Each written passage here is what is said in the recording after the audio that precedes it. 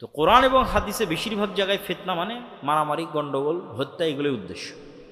তাহলে এমন মারামারি, এমন গণ্ডগোল, এমন হত্যা এবং রাহাজানি আরব বিশ্বে তৈরি হবে, যেই হত্যা, যেই গণ্ডগোল, যেই মারামারিতে আরবের প্রত্যেকটা ঘর যুক্ত হয়ে যাবে, বিরত থাকতে পারবে না, মুক্ত থাকতে পারবে না।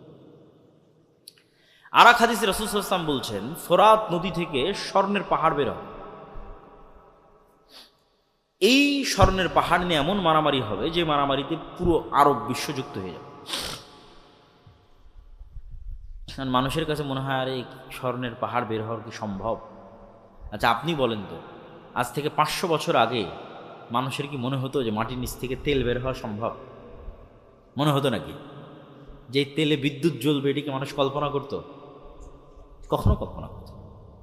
মাটির নিচ থেকে তেল বের হচ্ছে, গ্যাস বের হচ্ছে, বিদ্যুৎ চলতেছে, তো কখন কি বের হয়ে যাবে এটা আপনি বলতে পারবেন না। অথবা যদি সোনাকে সোনার অর্থেই রাখি তবুও সম্ভব। কেন? উদাহরণ দিলাম, যদি সোনাকে মূল্যবান অর্থে ধরি, যে মূল্যবান কিছু বের হবে, মূল্যবান দামি, মূল্যবান দামি বুঝাতে সোনা ব্যবহার হয়, অস্বাভাবিক কিছু না, স্বাভাবিক। তাহলে এখন অন্তত তেল সোনার চেয়েও দামি, তেলের যে অবস্থা স্বর্ণের চেয়েও দামি। সারা পৃথিবীতেই টিকে আছে তেলের উপর, সারা পৃথিবী। তাহলে এখন কিসের যুদ্ধ চলছে? জ্বালানি যুদ্ধ, তেলের যুদ্ধ। তেল নিয়ে মারামারি, ভেনেজুয়েলার সাথে মারামারি তেল নিয়ে, ইরানের সাথে মারামারি তেল নিয়ে, আরব বিশ্বের সাথে মারামারি তেল নিয়ে। এই যুদ্ধের সামনে আরো বাড়তে পারে।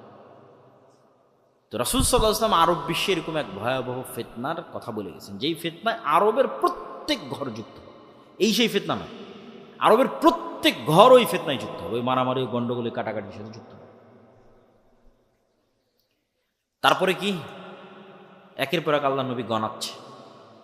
এরপরে, এই ফিতনার পরে আরবের প্রত্যেক ঘর যেই ফিতনায় যুক্ত হয়ে যাবে, এই ফিতনার পরে হুদনাতুন বাইনাকুম ওয়া বাইনার রোম, তোমাদের সাথে রোমানদের চুক্তি হবে।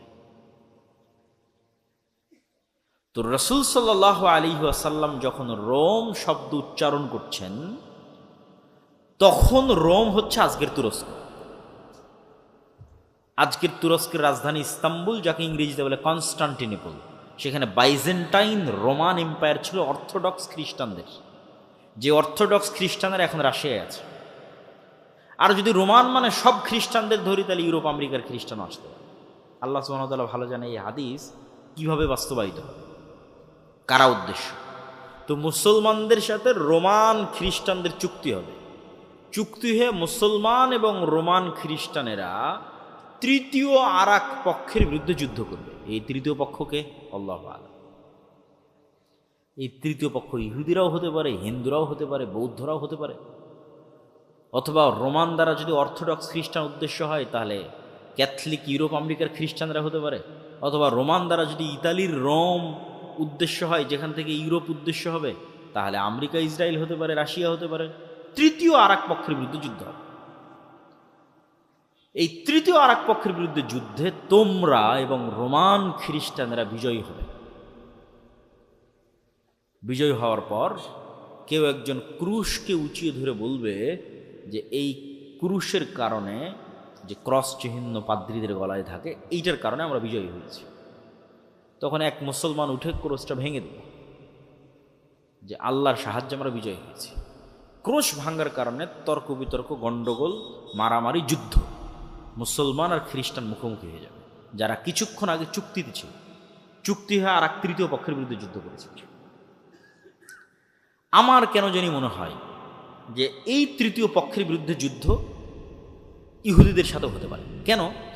রাসূলুল্লাহ সাল্লাল্লাহু আলাইহি ওয়াসাল্লাম আর এক হাদিসে বলেছেন যে ইহুদিদেরকে এমন ভয়াবহভাবে মুসলমানেরা হত্যা করবে একটা যুদ্ধে, কিয়ামতের পূর্ব মুহূর্তে এমন ভয়াবহভাবে হত্যা করবে যে পাথর এবং গাছ পর্যন্ত কথা বলবে যে মুসলমান আসো, আমার কি বলার নাম, আমার পিছনে ইহুদি লুকিয়ে আছে, হত্যা করো।